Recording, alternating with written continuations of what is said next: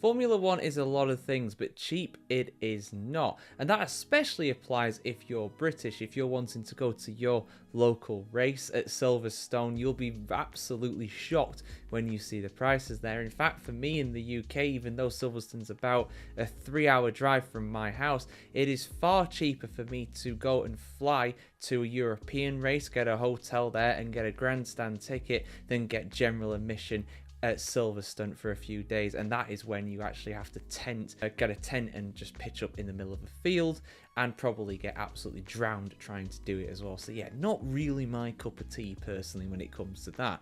But which is the cheapest Formula One Grand Prix to attend? Now, there's a lot of different ways you can look at this. There's a few different answers, and the answers may well surprise you. But let's get into this, guys. So, with 24 races going across the globe, many F1 fans travel to exotic destinations to watch a race rather than paying the high price for a United States race, for example, as often the high cost of tickets, flights, and accommodation can make attending a race in another country a cheaper alternative. For example, at the Chinese Grand Prix in Shanghai, they offer a cheapest Formula One ticket of them all, and that is with an average price of around $199 for a 3-day pass, and that is something around the region of £150 or so. However, China is not the easiest country to get into, and for those unable to travel to the Chinese Grand Prix, or if that event doesn't really interest you,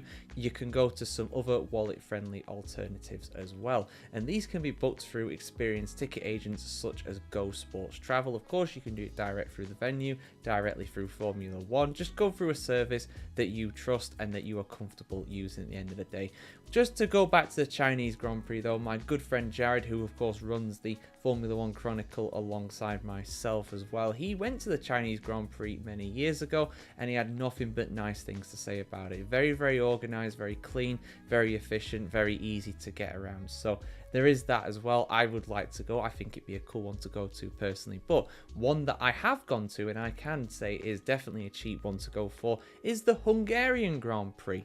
This is the second most affordable race on the F1 calendar with average ticket prices of just $207. And this, of course, being in Europe, means that it is a relatively easy one to get to, really. I've been to the Hungarian Grand Prix. I went in 2017. I absolutely loved it. It was an incredible event. I got absolutely burnt to a crisp because it was very hot. Hungary in the summer is hot. It's labelled as being in Budapest, but it is a long way outside the centre of Budapest, and you'll find that as kind of a running theme, really, when it comes to F1. For example, Spanish Grand Prix, another one I've been to, is nowhere near Barcelona. It's about 15 miles outside in a town called Montmello. But yeah, you have to go to Moguroi to go to the Hungarian Grand Prix, but it's relatively easy to do so. Just get the train, get a bus, drive if you've got a car. Very easy and cheap to do at the end of the day. And Hungary as well is a very cheap country to go to in Europe, so I cannot recommend that event enough personally. Surprisingly though, Japan is in the top 4 for cheapest Formula One races.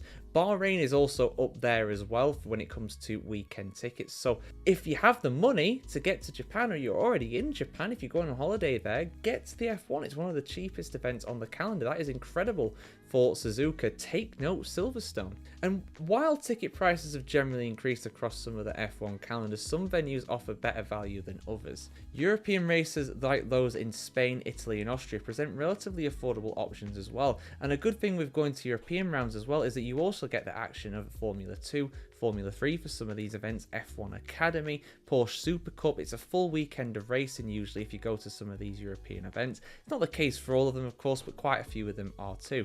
But on the flip side of things, the most expensive one, you will not be surprised to hear, is the Las Vegas Grand Prix. And the average ticket price there is, drumroll please, $1,600. Now that's a lot of money. That's like what? That's £1,300-1,200, something like that. 1,500 euros. That is a unbelievable amount of money.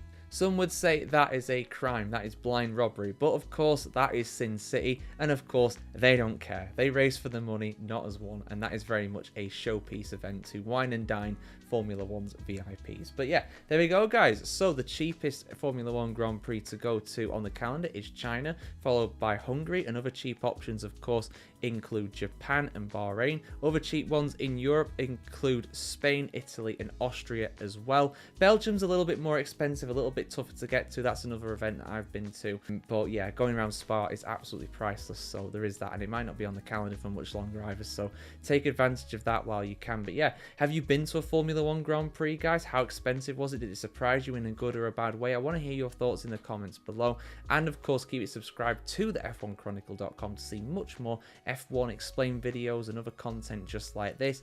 This is also based upon an article. It's on the F1Chronicle.com's website. If you're on YouTube, go to the link in the description below to find even more information on how tickets in Formula 1 work and why they're priced the way they're priced. If you're on another format, another social media as it were, go and look up the article basically, because a lot of the time we can't put the links to these in the description. So yeah, see you soon, guys. Happy New Year. Have a good one. And of course, like, share, comment, subscribe as always.